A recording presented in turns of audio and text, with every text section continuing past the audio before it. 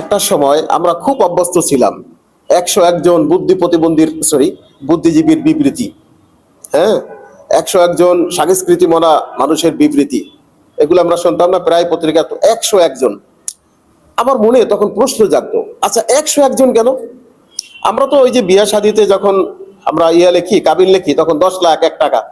এটা কি 101 জন বইলে এগুলো কি কারোর সাথে বিয়া বইতেছে, কারোর সাথে কি শাদী হইতেছে? আমার কেমন যেন প্রশ্ন জাগতো। মানুষের প্রশ্ন জাগতে পারে না? আমার এরকম মনের ভিতরে খালি প্রশ্ন জাগতো, এরা বিয়া বয় কার সাথে, কেমন যেন লাগতেছে। আচ্ছা যাই হোক, এরা নাহলে শুধু বুদ্ধি প্রতিবন্ধী এসে যায়, ওই বুদ্ধিজীবী। হ্যাঁ, এই ফতুয়াগুলো তারা দিত, তারা এই বিবৃতিগুলো দিত সব ইসলামের বিরুদ্ধে। আপনি খোঁজেন, দেখেন, সব পাইবেন ইসলামের বিরুদ্ধে এদের বিবৃতি। এই ওরে রাজাকার বানাও, ওরে জঙ্গি বানাও, এই আজে বাজে যত 101 বিবৃতি বুদ্ধিজীবীদের। আচ্ছা বুঝলাম, তো ওরা না এলে পথভ্রষ্ট বাম, হ্যাঁ, এই কি বলে এটাকে, প্রগতিশীল, ওরে বাবা, এই সমস্ত সব শালারা পালাইছে এই দেশ থেকে। এই এগুলা বুদ্ধি বিক্রি করে খাইতো, খুব কমই আছে দেশে। এগুলা ছিল আর এক দেশের পাচাটা, সব শালারা পালাইছে, একটাও নাই। একটা সুইপার থেকে নিয়ে মসজিদেরই খতিব সাহেব পর্যন্ত পালাইছে।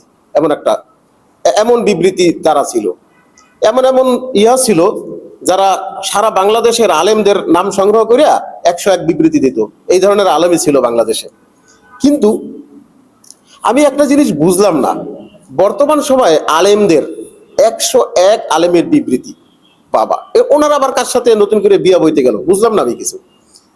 তার চেয়ে ভয়ঙ্কর ব্যাপার হলো, ওই 100 আলেমের যে বিবৃতি, এর ভিতরে বাইতুল মুকাররমের খতিব সাহেব তিনি আবার আলাদা বিবৃতি দিয়ে বলছে, আমি জানি না এই সমস্ত বিষয়, এই সমস্ত ফাতরামিতে আমি নাই। বুঝছেন, ইসলামী জোটের বিরুদ্ধে 100 আলেমের বিবৃতিতে যে সমস্ত আলেমদের নাম নেওয়া হয়েছে, সবার কথা বললাম না, বর্তমান বাইতুল মুকাররমের যিনি খতিব, সর্বজন শ্রদ্ধেয় ব্যক্তি, তিনি বলতেছে এই সমস্ত ফাতরামিতে আমি নাই, আমি জানি না, আমি সিগনেচার করি নাই। তার মানে যে সমস্ত আলেমরা এই বিবৃতি তৈরি করছে, এই আলেমরা বিভ্রান্ত, এদের কথা বিশ্বাসযোগ্য না, এরা প্রতারক।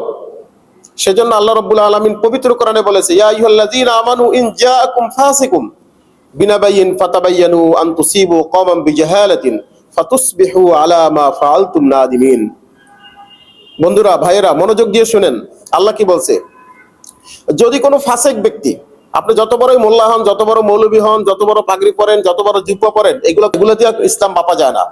রাসূল সাল্লাল্লাহু আলাইহি সাল্লাম যে ধরনের পোশাক পরতো, আবু জাহেল একই ধরনের পোশাক পরতো। এখন বলবেন কি, এত সুন্দর পোশাক পরছে, দেখতে ফেরেশতার মতো, এটা মুসলমান? নেভার। সেজন্য পোশাক দিয়ে, আশাক দিয়ে, পাগড়ি দিয়ে, টুপি দিয়ে, লম্বা লম্বা দাড়ি দিয়ে কারো মুসলমান নির্বাচন করা যায় না। রবীন্দ্রনাথ ঠাকুর আমার চেয়ে আরো অনেক বড় ছিল, খুব শুভ্র দাড়ি ছিল, তার মানে সেটা কোনো মুসলমানের পরিচয় বহন করে না। আপনার পরিচয় বহন করবে একজন মুসলমান হিসাবে আপনার আচরণ কি, এক আল্লাহ বিশ্বাসী কিনা, ওয়াহদানিয়াতের উপর আপনি আছেন কিনা, সেটার উপর বিশ্বাস করবে। সেটার উপর নির্ভর করবে আপনি কতটা মুসলমান। আপনার মুখে সুন্দর সুন্দর ভাষা আর ভিতরে অন্য কিছু, এটা মুসলমান বা এটা মুনাফিক। তো আল্লাহ রাব্বুল আলামিন বলছেন, কোন ফাসিক মুনাফিক ব্যক্তির কোন সংবাদ তোমরা গ্রহণ করবে না যাচাই করা ছাড়া।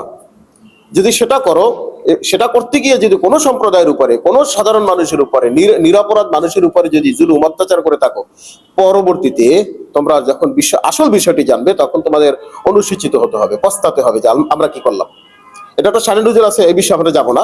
এই যে আলেমরা যারা এখন নতুন করে বিয়া বইছে, অন্য কোনো দেশের নিশ্চয়ই পাঁচাটা এরা গোলাম হবে, এতে কোনো সন্দেহ নাই। বহুত আলেমদের দেখছি আমরা বিগত 15 বছরে, এরা যা করতো এটা আসলে ইসলামের সাথে যায় না। আলেমদের তারা লিস্ট তৈরি করে ফতুয়া তৈরি করছে যে এরা আলেমরা, এরা অন্য কিছু, জাহেল, মূর্খ, ফতুয়া বাইর করছে। ওই কি শোলাকিয়ার একটা কি ছিল যেন, শোলাকিয়া ঈদের জামাত পড়াইতো এক ভণ্ড, এই জাতীয় আর কি। আর কতগুলো আছে, নাম বলতে চাই না। হ্যাঁ, এগুলোর বিভিন্ন কেচ্ছা কাহিনী আছে। এনিওয়ে, কিন্তু কথা হচ্ছে, এই ধরনের আলেমরা যারা 101 জনের বিবৃতি, ওই সেই বুদ্ধিজীবীদের মতো, আপনারাও কি একই কাতারে গিয়ে নিজেদেরকে সামিল করতে চাচ্ছেন? আপনারা আলেম যে লেবাস ধরছেন, নিজেদের নামের পিছনে মাওলানা, মুফতি, মুহাদ্দিস এগুলো জুড়ে দিচ্ছেন। আন্দাজ নাই যে আপনাদের মানুষই বিশ্বাস করে, আপনাদের শ্রদ্ধা করে, ভালোবাসে। আপনাদের ভালোবাসার জায়গাগুলোকে কোথায় নিয়ে দাঁড় করাচ্ছেন? সামান্য একটু ক্ষমতার জন্য, একটু সামান্য ক্ষমতার কাছাকাছি থাকার জন্য নিজেদের চরিত্রগুলোকে এভাবে বিলিয়ে দিচ্ছেন। সামান্য ক্ষমতা, অসামান্য ক্ষমতার অধিকারী ছিল স্বৈরাচার, কই আছে? বা যে পালাইছে ভালো আছে, খোঁজখবর নিছেন?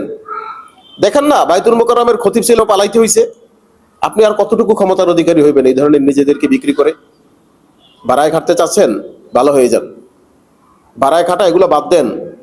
আপনার কারণে ইসলামের জন্য কোনো ক্ষতি না হয়, আপনার কারণে দেশের জন্য কোনো ক্ষতি না হয়, স্বাধীনতা, সার্বভৌমত্ব, এই চাটুকারি চামচামি এগুলো বাদ দিয়ে আলেম তার নিজস্ব স্বকীয়তায় থাকবে। আলেম যদি বিক্রি হয়ে যায়, তার মেরুদণ্ড যদি সোজা করে দাঁড়াতে না পারে, মেরুদণ্ডহীন যদি হয় আলেম, ওই সমাজ কখনো ভালো সুন্দর একটা সমাজ হয় না। মানুষ এলেম জ্ঞান আলেমদের কাছ থেকে নেয়, ধর্মীয় জ্ঞান নেয়, বৈষয়িক জ্ঞান নেয়, দুনিয়াবি জ্ঞান নেয়, মানুষের কাছে ভালো পরামর্শ চাই।